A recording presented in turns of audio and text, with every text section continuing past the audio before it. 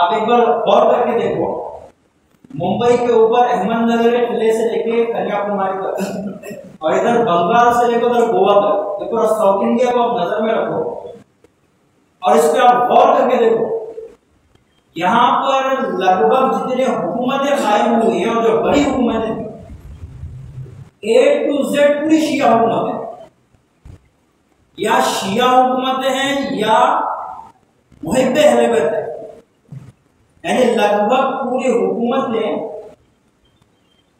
इश्क अहले बैत के दम से ही हुकूमतें यहाँ बर्पा करी।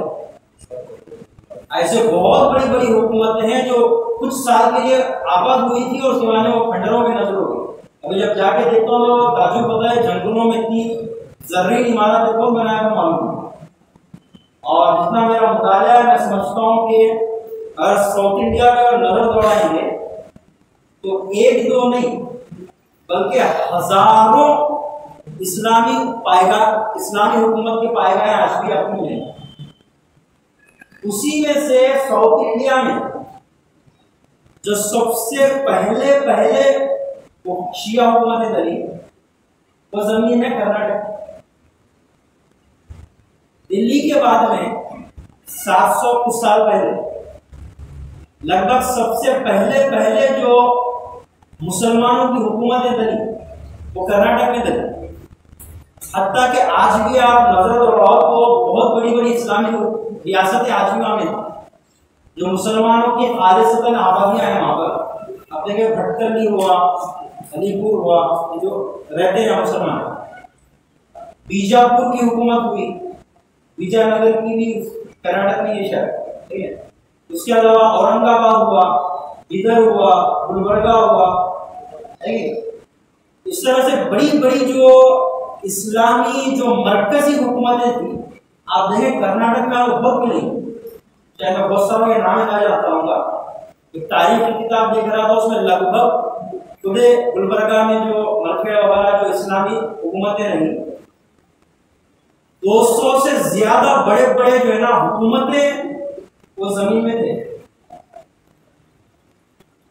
कर्नाटक के अलावा मैं आखिर पे 5 मिनट बाद आखिर में जो बातों में वो दोबारा मैं कर्नाटक के हवाले से रखूंगा। पूरे साउथ इंडिया में आप नजर दौड़ाओ, लगभग पूरी हुकूमतें सिवाय बिदर में एक हुकूमत जो बड़ी शाही हुकूमत पड़ी थी, वो एक मुतासिब और जो है ना शियों की दुश्मन हुकूमत। उसके अलावा कोई ऐसी हुकूमत नहीं है जो शिया ना हो या जो मुहिब्बे अहले बैत ना हो। लगभग पूरी की पूरी इश्क अहले बैत में जमीनें जो है ना आबाद हुई थी। लेकिन हुआ क्या, एक टाइम के बाद में हुआ ये कि मैं समझता हूं कि औरंगजेब के हमलों के बाद से लगभग खत्म हो गए तशरीह तो करें, यानी बिल्कुल दफना दिया गया बिल्कुल शियों को पूरे साउथ इंडिया में। पूरे जुनूब हिंद में शियत को बिल्कुल जिंदा दरगोर कर दिया गया, खत्म कर दिया गया। मैं औरंगाबाद की बात नहीं कर रहा हूं, खाली बीजापुर की नहीं, बिदर की नहीं, हैदराबाद की नहीं, जितनी जगह शिया हुकूमत थी सारी जगह जो हमले हुए, देखो किस साजोबाज से हुए, क्या चालों के साथ हुए, आप बिदर से देखो। औरंगजेब के बाद से लगभग खत्म कर दिया गया शियत। तो आज भी जो हालात जो चल रहे हैं, आज भी जो हिंदुस्तान में जो कुछ आज जो हालात चल रहे हैं, आज बेजाहिर हमारा मुकाबला जो है, जो हमारे मध्य मुकाबिल है, लगभग हिंदुओं वालों से हमारी दरगिरी ज्यादा है। ना शिया को बल्कि पूरे मुसलमानों को आज हिंदुत्व वालों का खतरा बहुत है। जिस तरह से ये कट्टरवादी लोग काम कर रहे हैं ना, आज से अगर आप गौर करेंगे तो हिंदुस्तान के आज से 40-50 साल पुराने पार्लियामेंट की आप तकरीरें सुनो। पार्लियामेंट में जो मुद्दे वो लोग उठाते थे, ये 3 तलाक का मसला उठाते थे, यही बाबरी मस्जिद का मसला उठाते थे, यही राम मंदिर का मसला उठाते थे, ये सब हिंदुत्व के मसले, राष्ट्रवाद, ये सब मसले उठाते थे। और कब से? आजादी से पहले से जो है ना ये सब कमेटियां वगैरह काम कर रही थी। आज जो हमारा वज़ाहिर जो मुकाबला है, ये सब चीजें जो है ना कब से काम कर रहे हैं? लोग सालों साल से काम कर रहे हैं। आज जाके उन लोग जब हुकूमत आई तो जो लोग लगभग 100 साल या कम से कम 70-80 साल जो आवाज उठा रहे थे, आज जाके उसको अमली जमावट कहना सके। कब से लोग जो है ना इन सब प्लानिंगों के लिए काम कर रहे हैं। हम लोग क्या कर रहे हैं? सो रहे हैं। बात ये कि वज़ाहिर हमारा इनसे मुकाबला है, इस पे कुछ राहकार में काम करना चाहिए। मसलन मैं 2-3 चीजों पे से गौर कर सकता हूं। एक तो बात ये कि अगर आप गौर करेंगे तो बहुत सारी मैं एक सैंपल है जो लोगों की तरफ से, वो कट्टरवादियों की तरफ से कुछ एक सैंपल है। अगर आप गौर करेंगे तो कुछ खास फिक्रों की तहत वो सैंपल हर जगह जो है ना उन लोगों का रहता है, थोड़ा ज्यादा करके थोड़ा कम करके खाली मार करके सैंपल रहता है। मैं समझता हूँ कि इस सैंपल का हम आपको रिप्लाई देना चाहिए। हमारे पास जो सुल्फ़ार है, हमारे पास जो कुरान है, हम भी एक सैंपल के लिए रिप्लाई दे सकते हैं, एक ही। उसके अलावा ये कि हम लोग को जो है और एक इस चीज के, इस कट्टरवादी के मुकाबले में और एक चीज चाहकर हम एक राह पर हमको निकालना चाहिए। वो है हमारा निज़ाम तालीम, वो है हमारे पढ़ाने का सिस्टम। 4-5 मिनट में बात किया, वो है हमारे पढ़ाई का सिस्टम। पढ़ाई के सिस्टम पे बहुत गौर करने की जरूरत है। मैं इसमें कुछ भी अर्ज नहीं कर सकता, लेकिन ये ध्यान रखिएगा कि कोई स्कूल पढ़ाता नहीं है, कोई यूनिवर्सिटी पढ़ाती नहीं है, कोई सिलेबस पढ़ाते नहीं है। बच्चे को उसका अपना घर पढ़ाता। अगर बच्चा अपने घर से उसको पढ़ाई की तरफ तवज्जो नहीं है, उसके माँ बाप भाई बहनों की तरफ से, तो उन्हें किसी सूरत में पढ़ नहीं सकता।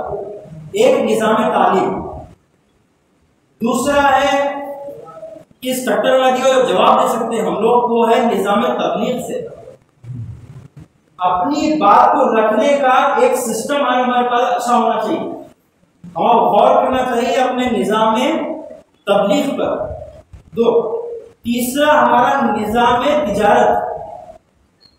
हम लोग को तवज्जो देना चाहिए बिजनेस की तरफ। इसमें भी किसी भी चीज डिटेल नहीं रख सकते, लेकिन आप गौर करें, आप नीचे कितना भी भागदौड़ कर लीजिए, ज्यादा ज़हनियत रखने वाले लोग हमारे ऊपर से कनेक्शन काट चुके हैं।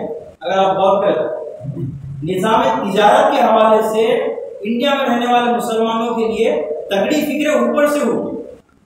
ऐसा ही नहीं है कहीं सौ को बिकने वाला जो है, जो मदरसों को जो जाता था, जो कुर्बानी के सालों का जो जाता था, वो ऐसे ही नहीं 10 रुपए में नहीं बिक रहा है। ऊपर से सोची समझी हुई जो एक प्लानिंग है, और ऐसे बहुत सारी प्लानिंग है जो मुसलमानों को ऊपर से जो है ना रास्ते काटेंगे।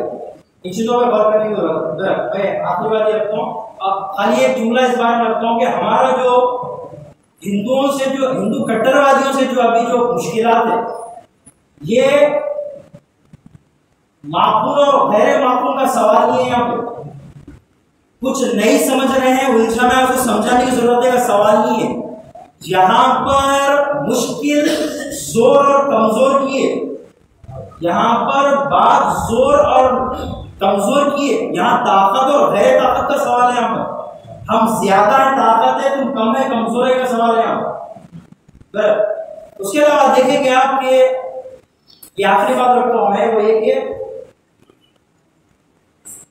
औरंगजेब के बाद में शियत ना शियत बल्कि जो असले इस्लाम में धचका लगा, जो बुरी तरीके से इस्लाम जख्मी हुआ उस वक्त, उसके बाद से जो मुसलमानों की हालत जो मुजमइन होती है, मैं समझता हूं कि टीपू सुल्तान पर आकर वो दम तोड़ दी।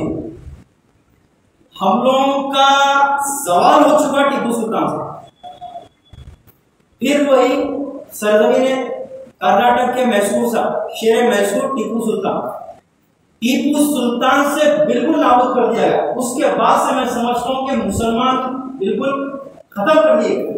मुसलमानों की शान और शौकत टीपू सुल्तान के बाद से खराब से खराब तर होती आई कि हम आज ये सिचुएशन पर हो गए कि हम ऊपर छत डालने की सोच रहे हैं और हमारे पैरों तले से जमीन खींची जाती है। आज हालत ये आ चुकी है।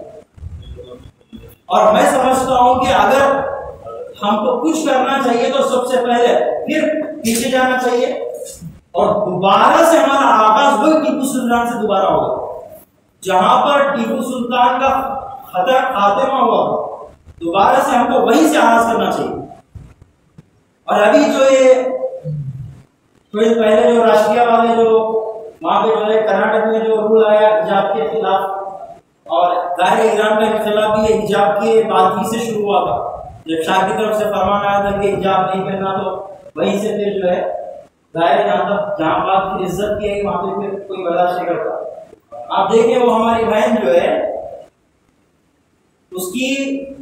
उसके ईमान और उसके जुर्रत को मेरा सलाम हो मेरी बहन को कि वो चौथ तरफ से वो भेड़िए जो है डराने की कोशिश कर रहे हैं और उसकी वो जुर्रत देखें कि उतने में वो जो है उनके नारों का अल्लाह पर जवाब दे दी। वो उतना उसे फिशार करने की कोशिश करते हैं, उसके बावजूद वो जुर्रत दिखाते हुए उसे बिल्कुल टीपू सुल्तान की वो तारीफ को याद दिला दिया उसने। शायद बहुत सारे 100 तालिबे इल्म बैठे शायद 1000 आर्टिकल्स लिखे लेकिन उसके एक नारे के बराबर नहीं हो सकते जो उसे एक नारे तकबीर से जो जवाब दिया।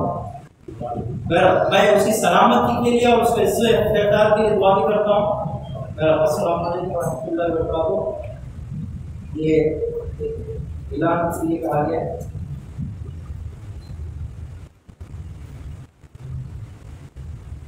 यहाँ पे शायद इसी मस्जिद में जो है एहतिकाफ रहता है